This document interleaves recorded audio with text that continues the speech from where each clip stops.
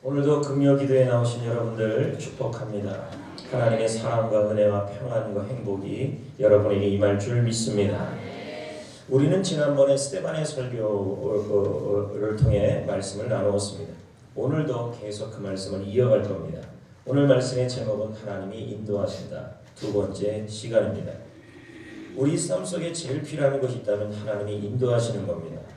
여러분의 앞길, 자녀의 앞길, 가정의 앞길, 인생의 앞길 하나님이 인도해 주셔야 할 줄 믿습니다. 왜 그러냐면 살다 보면 별의별 일들이 다 일어나기 때문에 별의별 일들이 다 일어나기 때문인 것입니다. 그 별의별 일들 가운데 나의 목자이신 그분이 나를 인도해 주셔야만 우리는 늘 안전한 것입니다. 풍랑이 없어야 안전한 것이 아니라 여러분 늑대가 없어야 안전한 것이 아니라 늑대가 있든 풍랑이 있든 여우가 있든 늑대 얘기에서는 여우도 얘기해야 될 거 아니겠습니까? 뭐가 있든 사자가 있든 주께서 함께 하시는 것이 가장 안전한 것이고 주께서 인도하시는 것입니다. 그래서 여러분 누구에게 하나님이 인도하시냐면 믿는 사람에게 인도합니다. 믿으면 하나님이 인도하십니다. 여러분 하나님이 인도할 걸 믿으십시오. 할렐루야. 풍랑이 와도 하나님이 인도할 걸 믿으시고 걱정거리가 와도 하나님이 인도할 걸 믿으시고 답답한 일을 만나도 하나님이 인도할 걸 믿으시고 또 마음의 병, 육신의 병을 만나도 하나님이 인도할 걸 믿으셔야 합니다. 믿는 자가 이기는 것입니다. 믿는 자가 승리하는 것입니다. 사도행전 7장 3절 말씀을 읽어보겠습니다. 다 같이 읽어봅니다. 시작.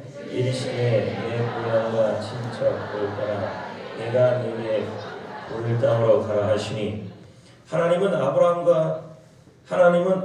하나님과 하나님의 약속을 바라보고 있는 것입니다. 이걸 우리는 뭐라고 얘기하냐면 믿음인 것입니다. 여러분 바라봐야 됩니다. 믿어야 합니다. 믿어야 하나님이 인도하시는 겁니다. 여러분 아브라함 입장에서는 하나님의 약속만 있는 겁니다. 갈 바를 알지 못하는 거죠. 자, 히브리서 11장 8절을 한번 볼까요? 시작. 믿음으로 아브라함은 부르심을 받았을 때 어떻게 했어요? 그 다음은요. 받을 땅에 나아갈 때 갈 바를 알지 못했지만 나아갔대요. 갈 바를 알지 못했다는 말은 어디로 가야 할지 모른다는 거죠. 살다 보면 이런 일들이 생긴다는 거죠. 이런 일 저런 일 이런 환경 저런 환경이 일어날 때 어디로 가야 할지 어떻게 살아가야 좋을지 모를 때가 있다는 것입니다. 여러분 결혼 생활할 때 부부간에 문제가 생기고 또 가정 생활할 때 자녀와 부모간에 문제가 생기고 인생을 살아갈 때 모진 풍랑이 일어나며 이럴 때 우리는 정말 어디로 가야 할지 모릅니다. 여러분 그런 경험한 적이 없습니까? 또 지금 그런 경험을 하고 있지 않습니까? 어디로 가야 할지 알지 못할 때가 있다는 것입니다. 이런 일 저런 일 이런 병 저런 병 이런 사고 저런 사고를 당할 때 우리는 어디로 가야 할지 알지 못하는 것입니다. 아브라함은 분명한 것은 지명은 알았습니다. 갈대아우르를 떠나 약속의 땅에 가는 건 지명은 알았지만 그의 지역이 어딘지도 몰랐습니다. 예를 들자면 여러분 버뮤다 삼각지 가봤어요? 근데 지역은 알죠? 가봤어요? 지명은 알지만 그 지역을 모르잖아요. 아브라함이 그런 사람이에요. 여러분 강원도 두메산골 가봤어요? 좀 너무 애매한데. 강원도 두메산골에 무슨 막 던져볼게요. 칠성리 가봤어요? 그 지명도 모르잖아요. 지명 뭐 아는 지명 없나? 어달리 가봤어요? 우리 지역이거든. 어달리. 지명은 알지만 그 지역이 가보진 않았다는 거죠. 근데 아브라함은 지명은 알지만 그 지역을 어딘지 모른다는 얘기죠. 그러니까 이런 상황이라는 거죠. 이런 상황에서 아브라함은 어떻게 합니까? 깜깜한 거 아니겠습니까? 그런데 믿음으로 나아갔다. 이렇게 합니다. 갈 바를 알지 못하는데 이건 뭡니까? 환경을 보지 않고 상황을 보지 않고 인간적으로 계산하지 않고 그냥 하나님의 약속만 보고 간 거라는 것입니다. 여러분 오늘 이 자리에 아브라함처럼 질병 때문에 가정 환경 때문에 내 인생에 일어나는 사건 사고 때문에 갖가지 이유 때문에 내가 어떻게 해야 좋을지 모르는 분들이 있다면 여러분 우리는 하나님만 보고 걸어가야 합니다. 하나님을 믿고 걸어가야 합니다. 하나님이 내 인생의 길을 반드시 인도할 걸 믿고 걸어가야 합니다. 그럴 때 하나님이 우리 인생을 인도하여 주실 줄 믿습니다. 아멘. 여러분 우리가 왜 예수를 믿겠습니까? 또 인생을 살아가다 보면 별의별 일들이 다 일어나는 상황 속에서 우리가 할 수 있는 왜 예수님을 이렇게 믿냐는 거예요. 이유는 하나라는 것이죠. 어떤 일이 일어나든 어떤 사건이 일어나든 어떤 상황에 처해지든 간에 어떤 상황에 처해지든 간에 하나님은 나의 확실한 목자라는 것이 확실하기 때문에 그분을 바라보고 그분과 함께 가면 하나님이 어떻든 우리에게 선한 길로 인도하실 것을 확실하기 때문인 것입니다. 여러분 마태복음 8장에 보면요 우리가 잘 아는 얘기가 나옵니다. 예수님과 제자들이 같이 배를 타고 간 내용이 있습니다. 풍랑이 일었습니다. 갑자기 풍랑인 것입니다. 우리 살다 보면 이런 일이 일어난다는 것이죠. 제자들이 놀라서 주무시는 예수님을 깨우는 내용입니다. 마태복음 8장의 내용입니다. 거대한 파도가 배를 덮자 제자들은 정신을 잃습니다. 예수님은 피곤해서 주무시는 예수님이 제자들 보기에는 무능력하게 보였을 것입니다. 왜? 풍랑이 일고 거대한 파도가 있는데 예수님은 가만히 있는 것입니다. 주무시고 있는 것입니다. 이걸 우리 입장으로 보면 어떤 겁니까? 분명히 우리 가정에 풍랑이 일어났어요. 내 삶에 풍랑이 일어났어요. 이게 질병이 되고 사건 사고가 될 수도 있고 가정에 갖가지 일이 될 수 있어요. 근데 예수님은 가만히 있어요. 그 일이 일어나는데도 그냥 가만히 있어요. 풍랑이 일어나는데도 가만히 있어요. 내 가정에 풍랑이 불었어요. 내 삶 속에 풍랑이 일어났어요. 사건 사고가 일어났어요. 갖가지 일들이 일어났어요. 내가 해결하지 못한 일들이 일어났어요. 그런데 예수님은 그 일을 막지 못하고 그냥 가만히 있는 거예요. 주무시고 있는 거죠. 파도가 몰아치자 그들의 믿음이 확실하게 드러난 것입니다. 제자들의 믿음이 드러납니다. 우리 역시도 마찬가지입니다. 여러분. 파도가 치기 전에는 풍랑이 일기 전에는 믿음을 할 수 없습니다. 평안할 때는 믿음이 안 보여요. 다 좋아 보입니다. 우리도 평소에는 우리가 어떤 믿음을 가진지를 잘 몰라요. 그러나 문제가 터지는 순간 우리의 믿음이 드러나요. 평소에는 고상해요. 평소에는 멋져요. 평소에는 대단해요. 평소에는 찬양도 잘 불러요. 그리고 믿음이 있는 것처럼 보여요. 근데 문제가 터지면요 드디어 본색이 드러나요. 어떤 분은 영웅 본색이 드러나기도 하고 어떤 분은 영웅이 아니라 완전히 쫄병 본색이 드러나기도 해요. 믿음의 영웅이 드러나기도 하고 믿음이 영웅이 아니라 믿음이 쫄병이 드러나기도 한다는 것입니다.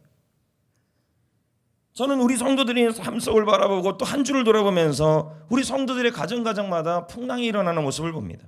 근데 그 풍랑 앞에 영웅 본색이 드러나는 사람도 있고요. 그 풍랑 앞에 쫄병 본색이 드러날 수도 있다는 거죠. 제자들은 풍랑 앞에 죽겠다고 하는데 예수님은 뭐 하고 있습니까? 주무시고 있는 것입니다. 저는 이렇게도 생각해 봤습니다. 제자들이 풍랑이 일어나는데 죽겠다 그러는데 그 풍랑 좀 일어나지 못하게 미리 좀 막아주지 제자인데 라는 생각이 들었습니다. 제자들의 눈에는 예수님이 못마땅할 수도 있는 것입니다. 참 능력 없어 보이는 것입니다. 제자들에게 풍랑이 있는데 왜 예수님은 가만히 있냐는 거죠. 무능력해 보이는 것입니다. 신앙생활을 하다 보면 이럴 때가 있다는 것입니다. 내 생각이 다르고 내 생각과 다르고 내 기대와 다르게 응답하시는 하나님을 만날 때가 있으면 이때 신앙이 흔들리는 것입니다. 내가 제자인데 내가 제자로 훈련받고 있는데 내가 그리스도인으로 신앙생활을 하고 있는데 우리 삶 속에 하나님께서 풍랑이 불어오는 일들이 우리 삶 속에 풍랑이 일어나는 일들이 일어나는 것입니다. 이때 우리는 어떤 마음이 드냐면 제자로 살아가면 풍랑도 좀 막아주시고 제자로 살아가는 삶을 살아간다면 주께서 풍랑이 일어나면 풍랑도 빨리 좀 잠잠게 해주시면 좋은데 안 그런다는 거죠. 이게 우리의 믿음이 흔들리는 딜레마이라는 거예요. 예를 들면 이런 겁니다. 내가 열심히 예수 믿겠다고 결심하고 또 열심히 제자로서 훈련받고 훈련되어져 가는데 내 삶 속에 풍랑이 일어난 거예요. 그게 병이 될 수 있고 그게 아픔이 될 수 있고 그게 가정의 문제가 될 수가 있고 자녀의 문제가 될 수 있고 내 삶 속에 일어나는 갖가지 어려움과 사고가 될 수도 있다는 겁니다. 그러면 예수님이 제자들도 마찬가지 아닙니까? 제자로 가면 좀 안 만나게 하셔야죠. 예? 너무 좀 심각하게 말씀을 전합니까? 그런 생각 안 해봅니까? 제자로 가잖아요. 지금 제자잖아요. 12명. 제자의 삶을 살아가고 예수님과 지금 동고동락하고 있는데 그러면 좀 예수님 라고 생각 안 들어요? 여러분 입장 바꿔놓고 생각해보세요. 성전교회 와서 제자로 훈련받고 있는데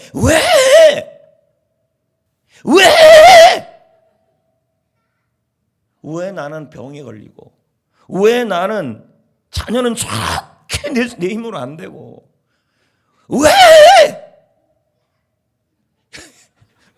일은 안 풀리고 내가 쟤 웃기려고 저러는 건 아닙니다.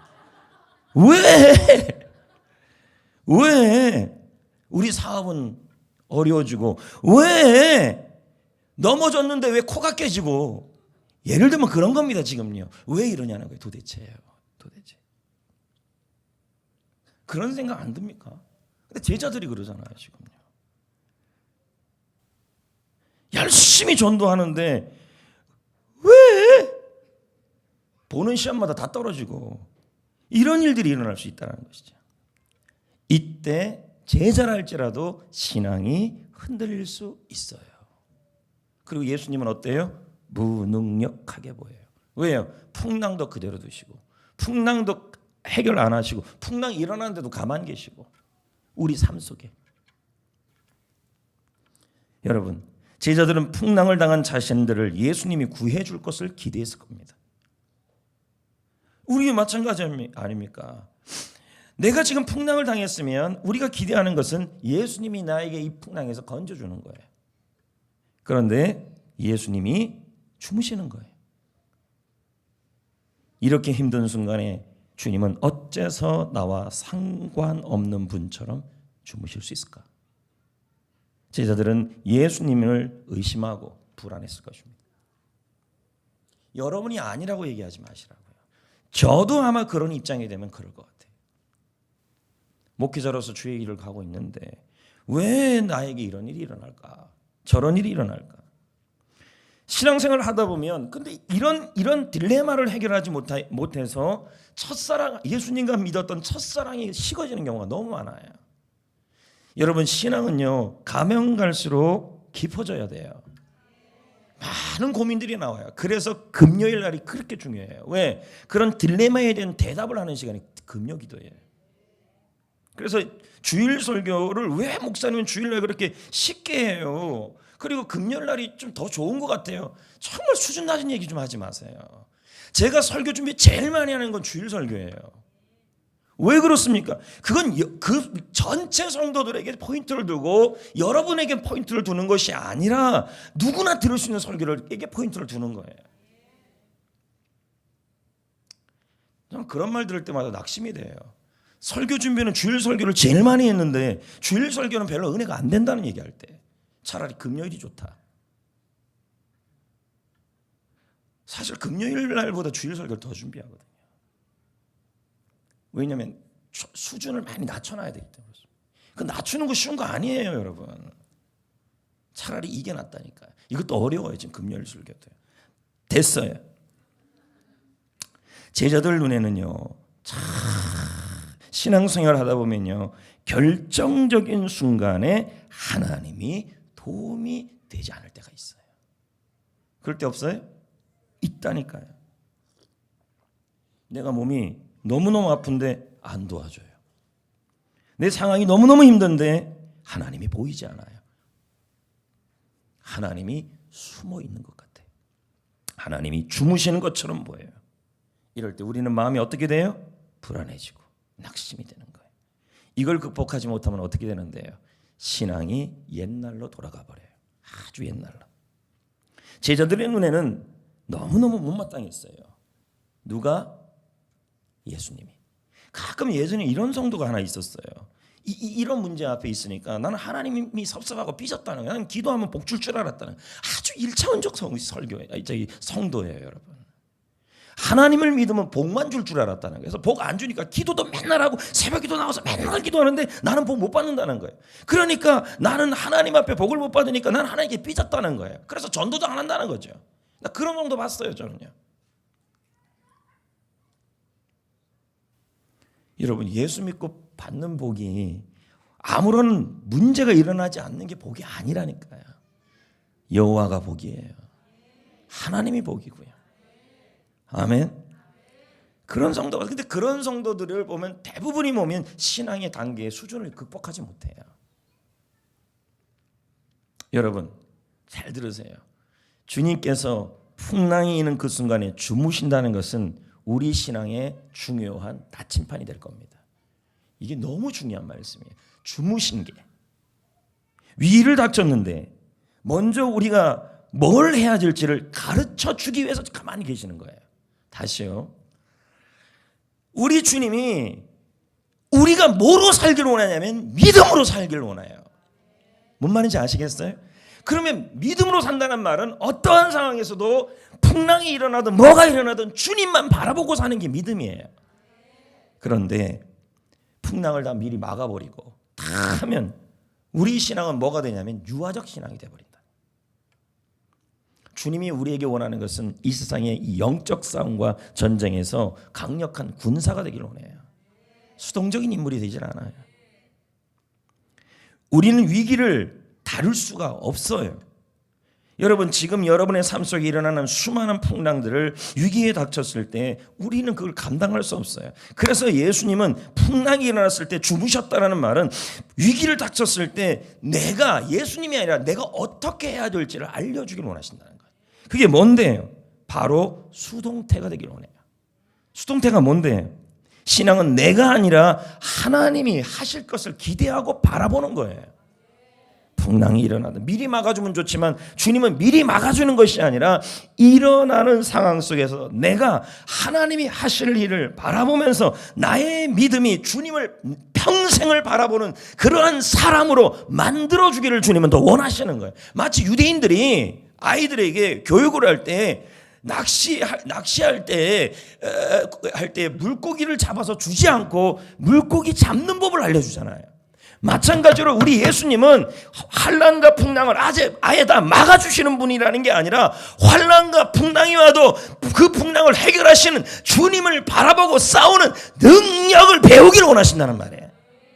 인생을 살아갈 때 풍랑은 한 번만 오지 않아요. 계속 와요. 그때마다 어떻게 그 풍랑을 이기는지를 우리가 극복하는지를 우리가 배우기를 원해요. 뭔 말인지 아시겠어요? 여기서 수동태라는 말은 다른 의미가 아니에요.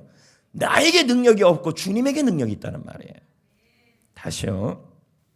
우리는 때때로 나에게 능력이 있다고 자꾸 착각을 해요. 모든 상황을 내가 다 이길 수 있다. 근데 여러분 결정적인 순간에 와보세요. 내가 가진 것은 아무것도 아니에요. 아닌가요? 자 여러분 이 결정적인 순간이란 말은 여러 상황이죠. 여러 상황. 지난주에 우리 이성숙 집사님이 사고를 당하셨잖아요. 근데 저한테 연락이 이렇게 왔어요. 근데 그분의 내용이 이런 내용이었어요. 아주 짧은 순간에 나의 생명은 아무것도 아니라는 거예요. 나는 역시 나그네라는 거예요. 그게 이런 고백이 이 고백이 아닌가요? 나는 아무것도 아니라는 거죠. 결정적인 순간에 나는 내가 가진 건 아무것도 아니라는 거죠. 아닌가요, 여러분? 여러분 그 결정적인 순간에 내가 가지고 있는 운전 능력이나 그걸로 해결되지 않는 순간이 온다니까요.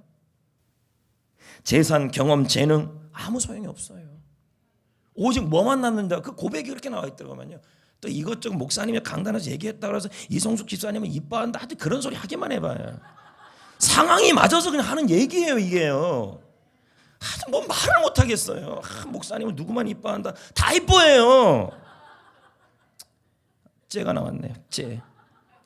근데 그분의 고백이 그런 거였어요. 진짜 감동이 되더라고요.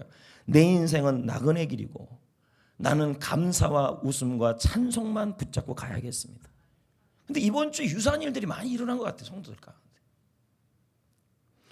이때 인생의 풍랑이 만날 때 절대적 한계를 만났을 때 우리는 뭐가 되냐면 아무것도 아니라는 거예요. 아무 능력도 없어요. 그래서 이때 주님은 그걸 깨닫게 하기 위해서 풍랑 가운데 제자를 가만둔 거예요.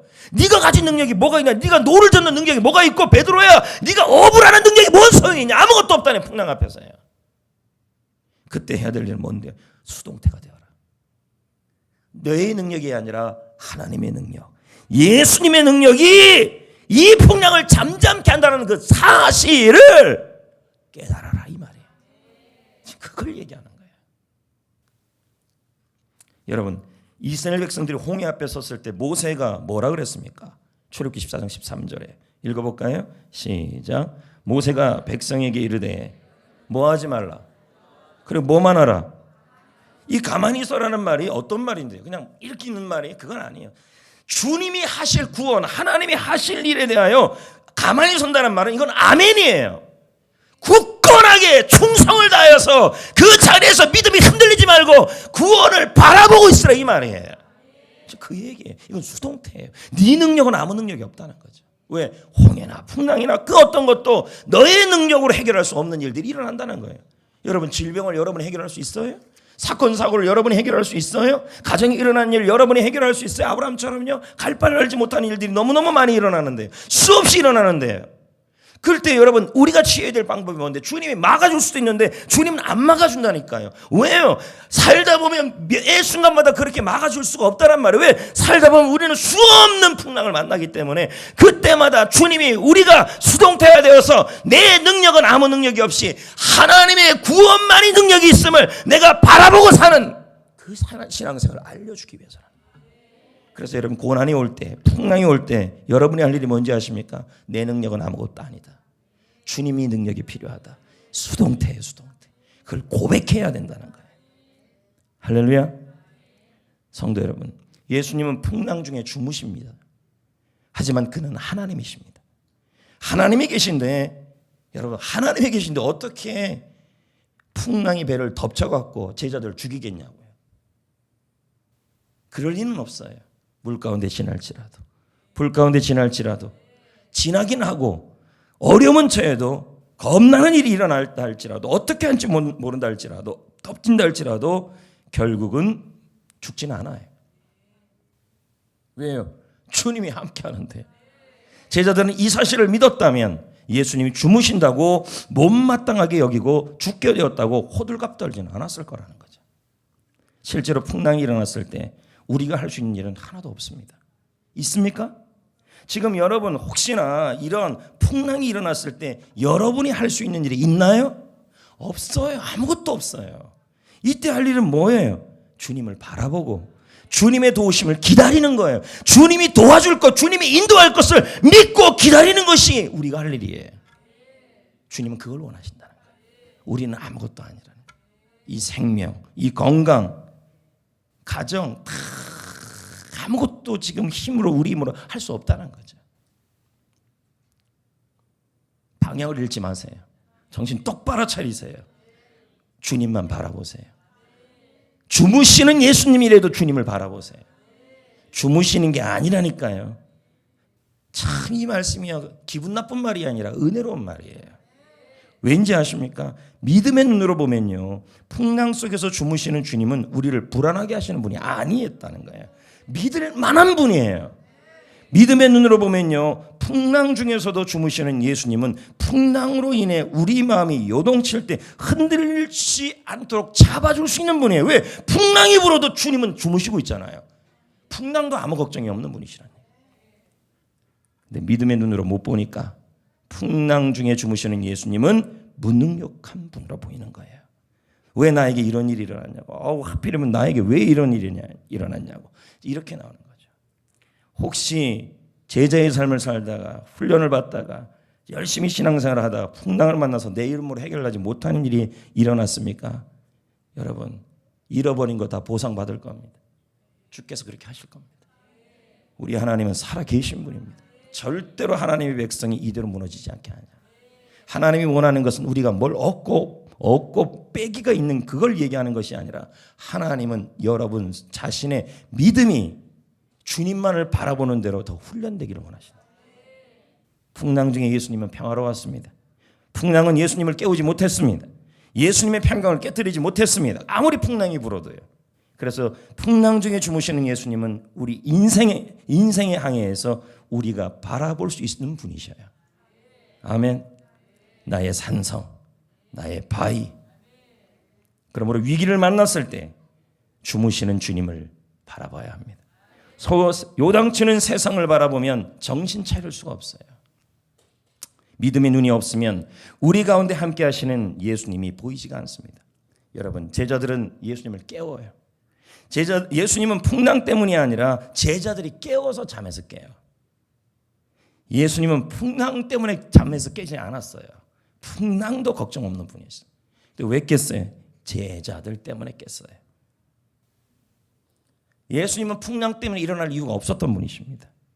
근데 제자들이 깨웠어요. 어떤 제자들인데요? 믿음이 없는 제자였어요. 마태복음 8장 26절은 예수님이 깨자마자 이렇게 말했어요. 예수께서 이르시되, 읽어볼까요? 시작. 예수님이 일어나자 하신 말씀이 이 말씀이었어요. 믿음이 작은 자들아, 왜 무서워하느냐? 왜 무서워하느냐? 풍랑 때문에. 왜 풍랑 때문에 걱정하느냐? 왜 풍랑 때문에 걱정하느냐? 믿음이 작은 자들아. 지금 이렇게 얘기하는 거예요. 그럼 여러분에게도 같은 얘기죠.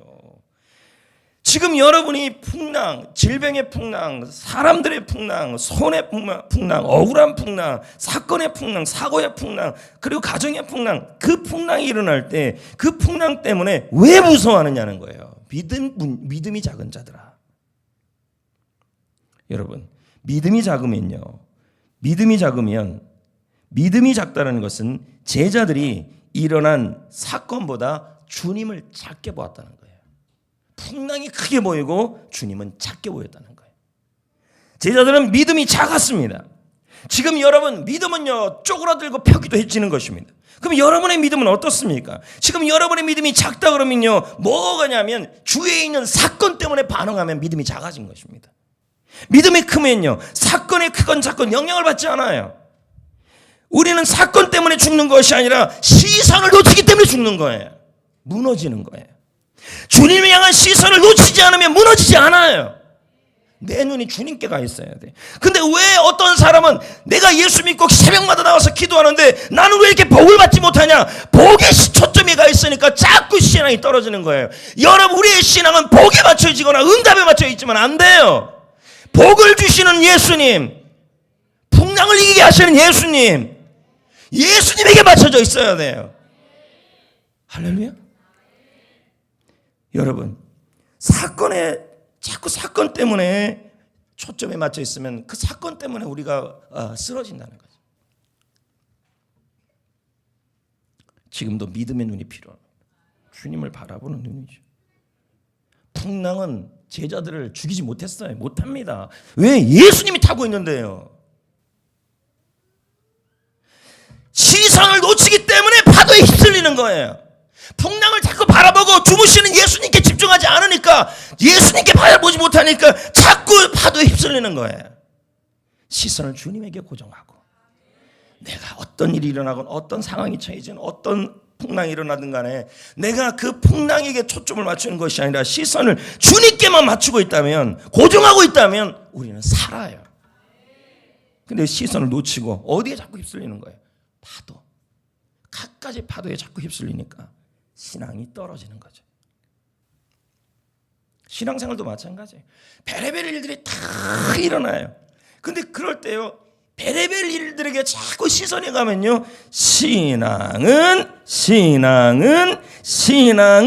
파도에 휩쓸려 버려요. 근데 그 별의별 일이 다 일어날 때에도 나의 시선이 예수님에게 초점이 맞춰져 있는 사람들은, 고정되어 있는 사람들은, 믿음의 주에 온전케 하시는 예수에게 고정되어 있는 사람들은 반드시 풍랑이 불어도 평안해요. 남편이 속을 썩이든, 아내가 속을 썩이든, 자녀가 속을 썩이든, 직장에 속을 썩이든, 그리고 별의별 일이 다 일어나는데 그 일 때문에 넘어지진 않는다는 거죠. 예수님은 제자들이 깨우는 소리에 일어났죠. 그리고 먼저, 자, 여러분, 오늘 이 마태복음 8장에 보면요, 꾸짖는다는 단어가 2번 나와요. 첫 번째가 누구냐면 제자들을 꾸짖어요. 두 번째가 폭풍우를 꾸짖어요. 근데 한번 보세요. 예수님이 누구부터 꾸짖었어요? 그렇다니까요. 폭풍우는 예수님 한마디면 끝나는 일이에요. 근데 예수님이 누구부터 꾸짖었어요? 파도 먼저 아니라니까요. 풍랑 문제 아니라니까요. 풍랑 문제 해결한 게 아니라니까요. 풍랑의 문제가 아니라 결국 제자들의 문제는, 우리는 그리 얘기합니다. 풍랑의 문제라고 자꾸 얘기를 합니다. 풍랑의 문제가 아니라 예수님 보기에는 믿음의 문제였다는 거예요. 풍랑이 문제라면 주님이 먼저 뭐부터 잠잠시켰을 거예요. 근데 우리는 뭐부터 기도해요? 저 풍랑부터 잠잠하게 해달라. 무슨 풍랑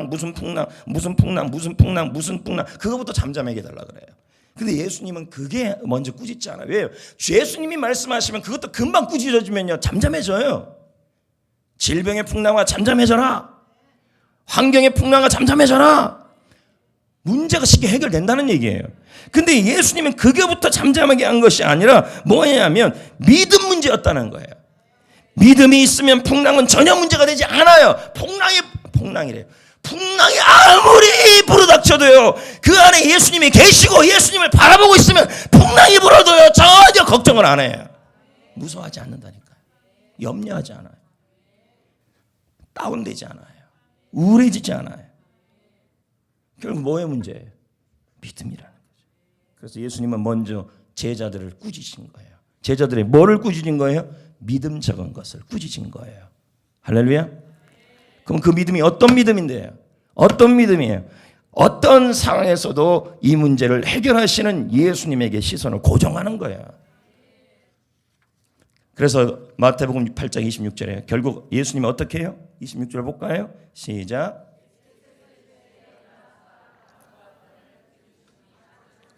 그 다음에 뭐 한 거예요? 제자들 꾸짖고 나서 뭐 한 거예요?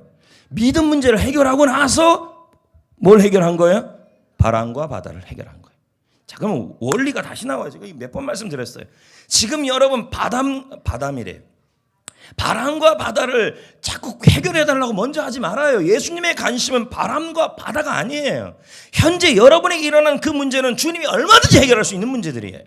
왜요? 우리 예수님은 만왕의 왕이시고 우리의 주님이시고 그리고 하나님의 아들이시고 그럼 뭐가 문제 되겠어요? 얼마든지 해결할 수 있는 거예요. 주님의 관심은 저와 여러분의 믿음이에요. 할렐루야.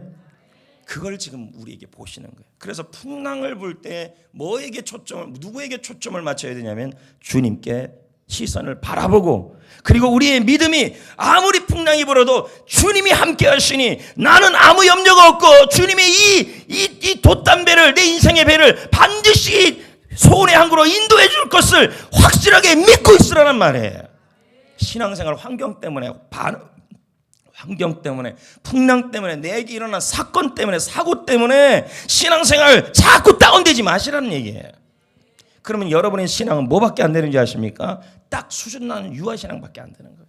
이제 그 단계에서 올라가야 돼요. 아멘. 주님께서 타신 배가 풍랑을 만났다니까요. 예수님이 탄 배라니까요. 그 배에 예수님도 타고 제자도 탔다. 이 말입니다. 제자들은 예수님을 따른다고 하는데 예수님이 왜 그렇게 했냐는 거예요. 어떤 설교학자들은 이런 얘기를 해요. 예수님을 따른다고 했던 제자들에게 왜 예수님은 풍랑이라는 것을 예수님도 타고 있는데 만나게 하셨냐는 거예요. 아마 이런 의미가 있었다는 거죠. 제자들이 예수님을 따른다고 했는데 그들의 믿음이 과연 예수님을 따를 진짜 믿음인지를 예수님을 한번 보고 싶었다는 거예요. 저도 마찬가지인 것 같아요. 우리 성도들 가운데 갖가지 사건 사고들이 일어날 때 진짜 제자 훈련 받을 때 그 믿음이 진짜인지 아닌지는 어떻게 알 수 있어요? 사고가 일어나고 사건이 일어났을 때 그 사람의 태도를 보면 알 수 있어요. 금방 드러나요. 열매가요. 감사 제목을 찾겠죠. 뜻을 찾겠죠. 여러분 마태복음 8장 처음부터 읽어보면 이렇게 나와요. 수많은 무리들이 예수님을 따라와요. 무리가 따라와요. 엄청난 무리가 따라와요. 다 예수님을 따랐어요. 제가 누누이 한 얘기잖아요. 교회 안에도 이 많은 이런 무리들은 많다고요. 예수님 쫓다고 따라온다니까요. 무리, 팬들이. 갈릴리 바다를 건너기 전에 예수님을 에워싸요. 이 풍랑 당하는 배를 가기 전에 풍랑이 일어날지 모르지만 이미 예수님은 인기 연예인 것처럼 유명해져 있었던 거예요. 많은 사람들이 예수님이 행하신 기적에 열광하고 있었습니다. 하지만 많은 무리들이 예수님의 시험 앞에, 예수님의 말씀 앞에, 부담스러운 말 앞에, 어떤 말씀인데 제자되라는 말씀 앞에 다 떠나가 버립니다. 제자되라는 말이 싫다는 거예요. 그러니까 결국 누구만 남아요? 이 말에 떠나간 거예요. 나는 예수님이 왕인 줄 알았어요. 그리고 예수님은 다윗과 같이 이스라엘을 건질 만한 그런 김구 선생님 같은 분인 줄 알았어요. 근데 예수님이 뭐라 얘기하냐면 나는 머리 둘 곳이 없다. 나를 따라오면 너희들 잘 데도 없다 이렇게 얘기하니까 다 떠나가 버린 거예요. 우리 교회는 안 그럴까요? 제자 훈련을 받고 예수를 따라가면 여러분들 불편합니다. 편안하지 않습니다. 그러면 어떻게 해요? 다 떠나가고 똑같은 얘기를 하는 것입니다. 다 떠나가 버린 거예요. 안 남았어요. 몇 명 남았어요? 12명 남은 거예요. 얼마나 대단합니까? 12명. 그러면 예수님 끝까지 따르겠다고 따른 사람 아닙니까? 풍랑 만나지 말아야 되는데 풍랑을 준 거예요. 왜요? 설교학자들 말합니다. 제자들이 이 12명의 믿음을 한번 본 거예요. 풍랑을 통해서. 아마도 제자들은 예수님을 따르면 좋은 일이 가득할 것을 기대한 모양입니다. 예수님을 따라가면 갈릴리 호수를 따라가면 예수님과 배 타고 가면 가다가도 고기들이 다 베드로가 그때 했던 것처럼 막 몰려올 줄 알고 아마 그렇게 기대했을 것입니다. 근데 풍랑이 온 거죠. 바로 원망이 된 거죠. 우리도 마찬가지예요. 지금 성전께 와서 훈련받고 얼마나 열심히 삽니까? 훈련받는데 훈련받고 제자로서 살아가려고 하고 열심히 주님 말씀 따라가려고 그러는데 왜 아이가 아프고 왜 내 삶이 힘들어지고 왜 내 삶에 사고가 일어나고 왜 내 가정은 이렇게 어려운 일만 자꾸 생기고 물질 문제가 생기고 왜 이렇게 우리 남편은 변화가 안 되고 왜 이런 일들이 왜 자꾸 샀는데 이런 일이 일어날 수 있냐, 왜 이런 일이 일어난다는 얘기가 나온다는 것입니다.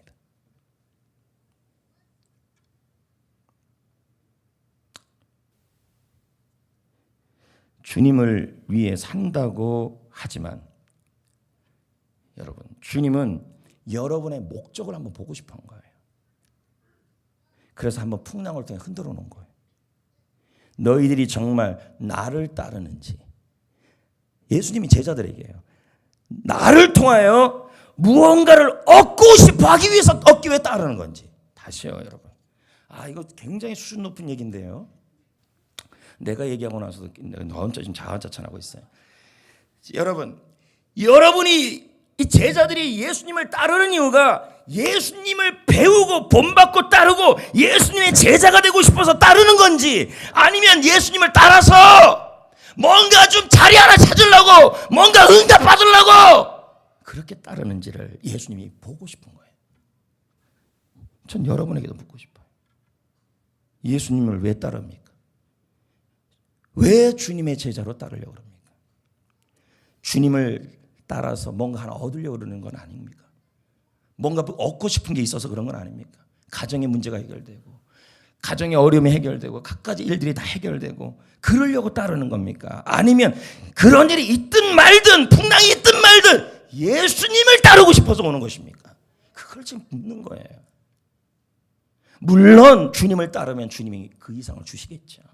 근데 여러분의 목적을 바로 잡으시라는 거예요. 목적을. 최근에 우리 교회 아픈 분들이 참 많았단 말이에요. 그러면 예수님을 따르는데 왜 아프냐는 거죠. 우리 여러 아픈 분들이 많았잖아요. 그럼 왜 아픔이 오냐는 거죠. 그러면 우리는 생각하기에 이때 딱 드러나는 거예요. 주님 따르는데 왜 아프냐. 이렇게 해버리면 어떻게 돼버리냐면 내가 주님을 따르는 이유가 아프지 않으려고 따를 수 있다는 거죠. 그러나 여러분 아프든 안 아프든 욥처럼 주신 자도 취하신 자도 주님이시고 내가 따르는 이유는 내가 아파도 안 아파도 상관없이 주님을 따르는 것이 되어야 된다는 말이에요. 그게 필요하다는 거예요. 그게 진짜 제자라는 말이에요. 그러니까 보네포가 무슨 말을 해요? 주님이 우리를 부르는 것은 주님을 따르고 주님을 위해 죽으라고 부르신 것이다. 근데 여러분은 왜 주님을 따릅니까? 왜 제자가 되려고 그럽니까? 제자가 되어서 뭔가 하나님 예수님을 통하여 뭔가 얻으려고 그러는 건 아니냐는 거죠. 우리 남편이 구원받게 하기 위해서요. 그거 맞는 얘기죠. 우리 가정이 복받기 위해서 맞는 얘기죠. 그러나 그것이 주님을 따르는 이유가 되면 순수한 목적이 아니라는 거예요. 이걸 어떻게 주일날 예배에 얘기할 수 있겠냐고요. 제가 이거를 진짜 여기나 얘기할 수 있는 겁니다. 여러분, 여러분의 가정에 힘든 일이 있든 없든 주님 따르다가 그리고 주님 따르다가 아프든 안 아프든 주님 따르다가 결혼을 하든 못하든 우리 청년들처럼 30이 넘었는데도 어떻든 그러면 청년들이 결혼 못하면 그럼 예수 믿는 이유가 결혼하려고 믿는 거잖아요. 여러분 그렇게밖에 안 돼. 예수 제자 되면 결혼할 줄 알고 믿는 거 그건 또 아니라는 거죠. 이렇게 가셔야 돼요. 주님이 주시든 안 주시든 주님 한 분만을 찬양하겠나이다. 이게 믿음이라는 얘기예요. 이게 진짜라니까. 제자훈련 도대체 왜 받냐는 거죠. 마지막 해갖고 한번 수료해가지고 그게 목표는 아닐 거라 저는 믿고 있습니다. 이 정도의 수준으로 지금 얘기하는데 일반적인 교회 수준에서 이게 어떻게 말이 되겠냐. 일반적 교회는 이런 얘기도 안 할 건데요. 머리수만 채우라 그러는데.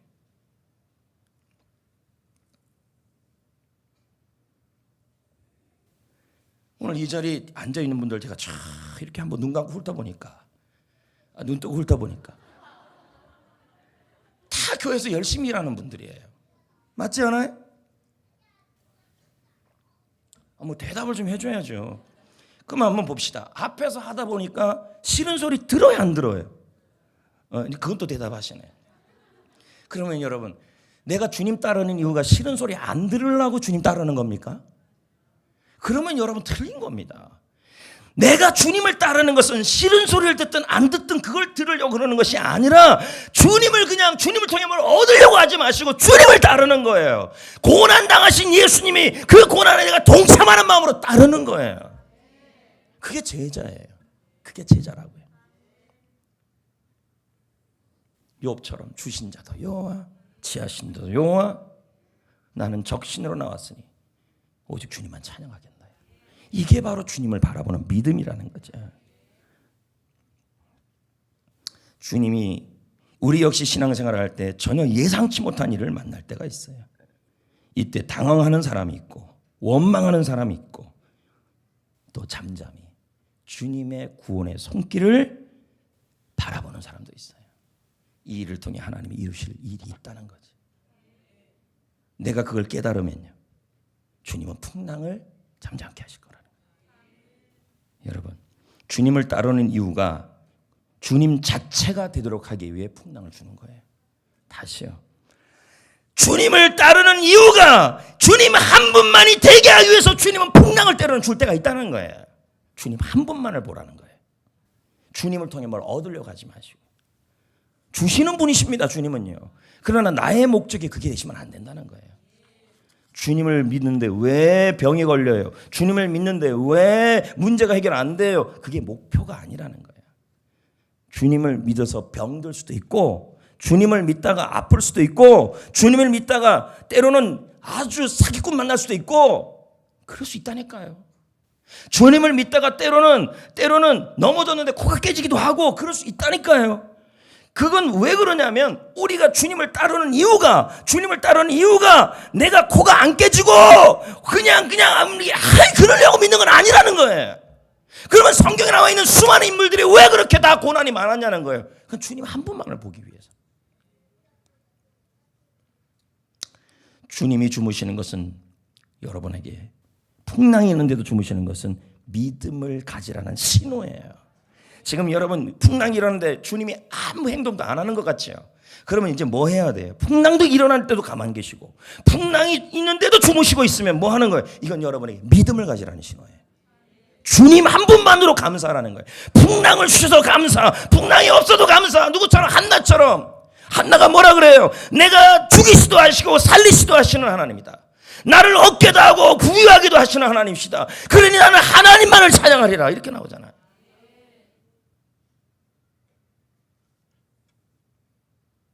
제자들은 배를 삼키는 풍랑의 크기만 보고 기겁을 합니다. 하지만 예수님이 얼마나 크신지는 보지 않아요. 여러분, 예수님은 풍랑보다 크신 분이잖아요. 할렐루야. 자, 조금만 하면 이제 다 끝났어요. 요트는 복원력이 있습니다. 왜요? 배 밑에 뭐가 있냐면 무게중심이 있어요. 납덩이가 있다는 거죠. 그래서 한쪽으로 쏠리지 못하게 만들어요. 이렇게 풍랑을 만나면 어떻게 돼요? 납덩이 때문에 이렇게 오고, 이렇게 쏠렸다가 이렇게 오고. 그러니까 요트는 작지만 대양 넓은 바다를 항해할 수 있는 거죠. 저는 이게 믿음이라고 보는 겁니다. 믿음은 우리가 한쪽으로 쏠리지 않고 균형을 잡도록 복원하는 겁니다. 풍랑이 거대하게 몰려올 때 풍랑만 바라보면 한쪽에 쏠려요. 이때 믿음이 한쪽으로 쏠리는 우리를 복원시킬 겁니다. 주님을 바라보는 거죠. 주님을 신뢰하는 거죠. 인생에는 별별 일 다 일어납니다.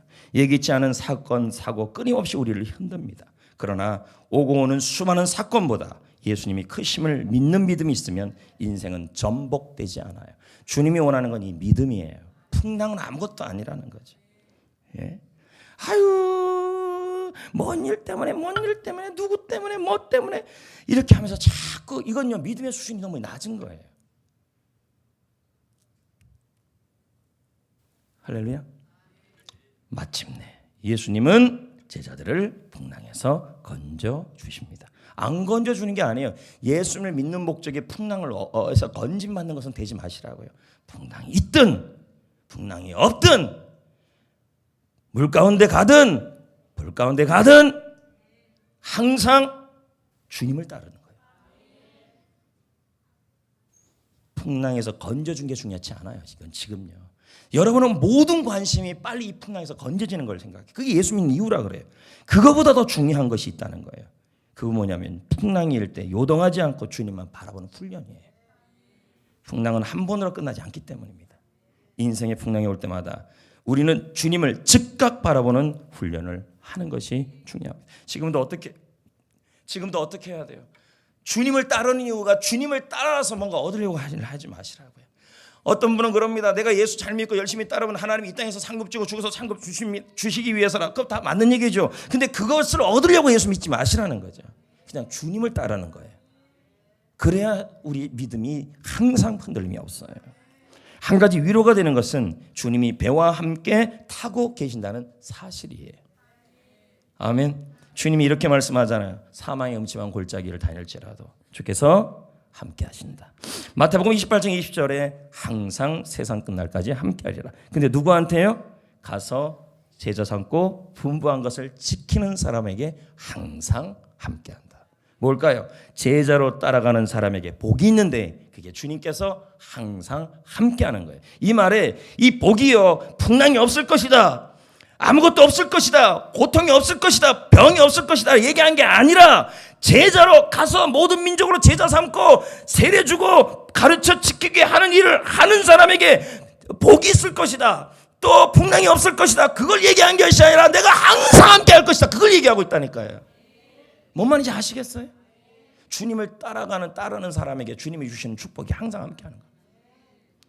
제자의 삶은 풍랑이 없는 게 복이 아니라 주님이 항상 따라다니는 게 복이에요. 풍랑이 일어나든 안 일어나든 그것 때문에 쓰러지지 마시라고요. 할렐루야. 우리는 다만 강풍 중에서도 함께 하시는 주님을 자꾸 바라보고 감사하고 찬양하고 때로 우리는 우리의 기도에 침묵하실 때가 있어요. 하나님이. 그것도 계속이요. 예수님이 풍랑 중에서도 배에 주무셨듯이 우리가 죽겠다고 아우성치는데 하나님은 우리를 돌보지 않는 것처럼 보일 때가 있어요. 그러나 하나님은 무능해서 침묵하는 게 아니에요. 억울하게 만드는 게 아니에요. 우리의 기도에 침묵하는 게 아니에요. 주님이 무능해서 그렇게 절대적으로 무능해서 침묵하는 게 아니에요. 저 못된 사람들 저거 그냥 두시는 거 하나님께서 무능해서 그렇게 하는 거 아니에요. 하나님 한마디면 그냥 싹 쓸어 수도 있는 게 하나님이셔요. 근데 왜 그렇게 침묵하시냐는 거예요. 의심하지 마세요. 침묵으로 일관할 때 맨날 며칠을 부르짖는데도 아무 말씀이 없다고 우리를 외면하는 것 같을 때 주무신다고 무력하다고 의심하지 마세요. 하나님은 침묵하실 때 우리를 돌보지 않는 것처럼 느껴질 때 그때가 바로 우리의 눈이 하나님만을 향할 때 보고 계시라고요. 그때 주님은 일하신다니까요. 믿으면 하나님이 인도하신다니까요. 믿으면 주님이 제자들이 책망받고 다시 주님을 향하여 시선을 고정할 때 주님은 풍랑을 잠잠케 하셨다니까요. 바로 풍랑이 일어날 때 이제 싸움이 시작되는 거예요.